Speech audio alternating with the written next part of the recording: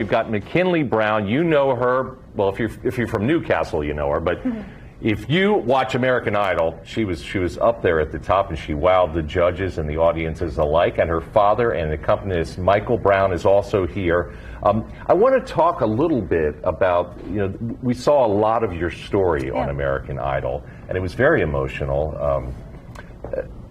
How has the bullying you endured as a child informed your music?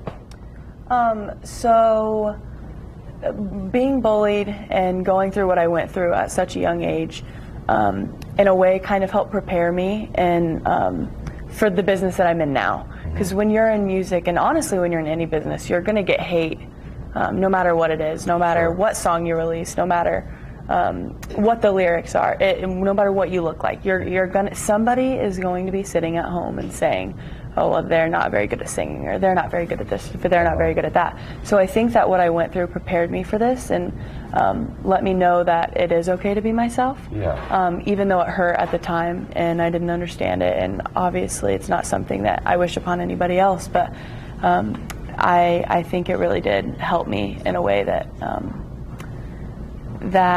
it helps me with my music as well. It's helped form you, but I imagine it was really tough on your old dad. Yeah.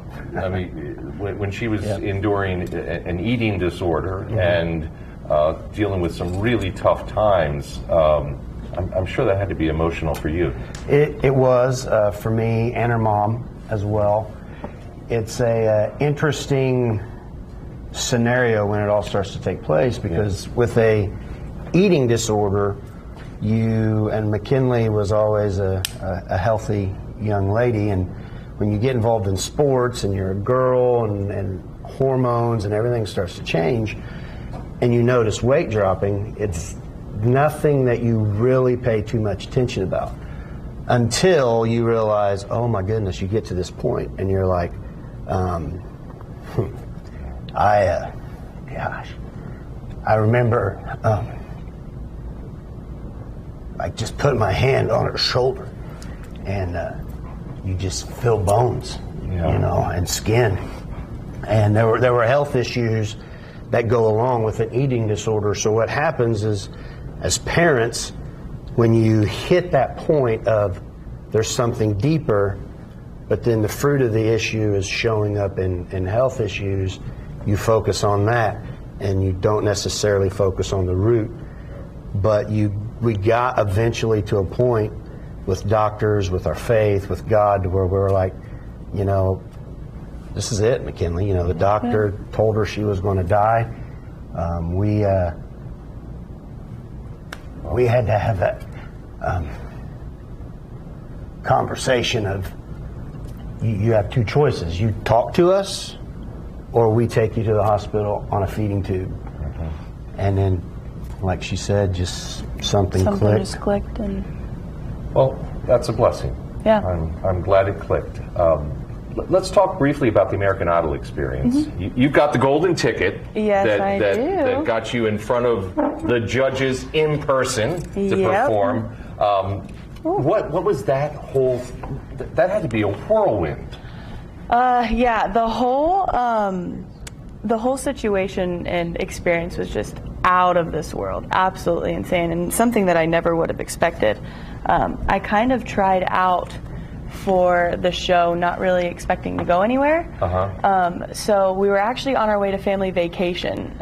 We go to Destin, Florida every year, and on our way there, Mom was like, I think I just woke up I was taking a nap or something, and she was like, hey Kenley, American Idol's having auditions, and she's like, do you want to do it? And I was like, yeah, sure. And like, that's kind of how it was. I'd never performed in front of anybody before, like never on stage by myself. So I lead worship at my church with my family and other people. So I've never been like front and center, and like everybody's focus was on me. So it was like, I just was like, sure, like this probably isn't going to go anywhere. Let's just try it.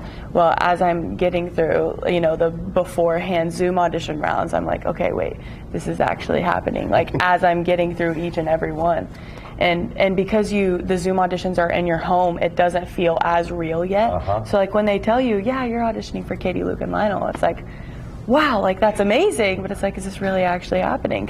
I'm sitting in my dining room at home just singing like I usually do.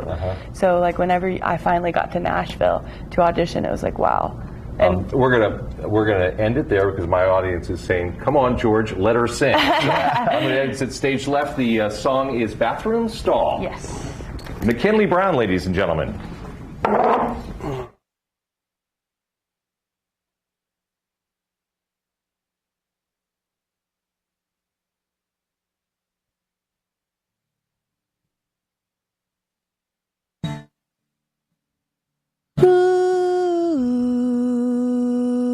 Ooh.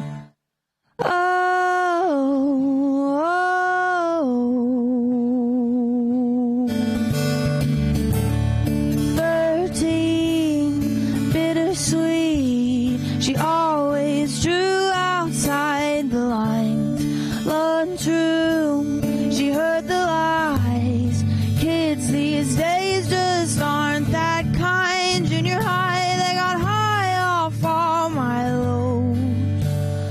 Oh, she's falling apart. Is it starting to show?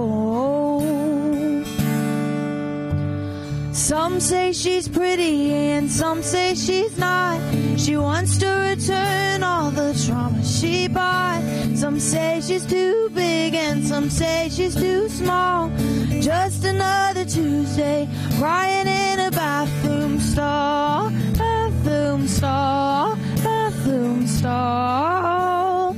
Crying in a bathroom stall. Bathroom stall. Bathroom stall. Crying in a bathroom stall.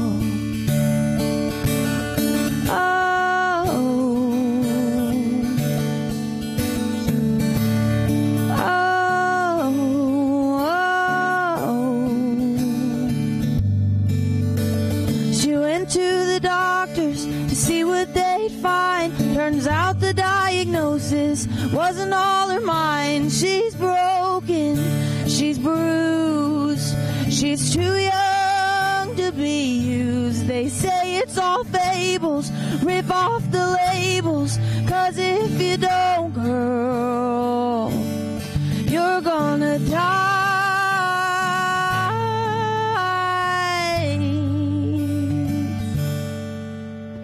Some say she's pretty and some say she's not. She wants to return all the trauma she bought. Some say she's too big and some say she's too small. Just another Tuesday crying in a bathroom stall. Bathroom stall. Bathroom stall. Crying in a bathroom stall. Bathroom stall. Bathroom stall.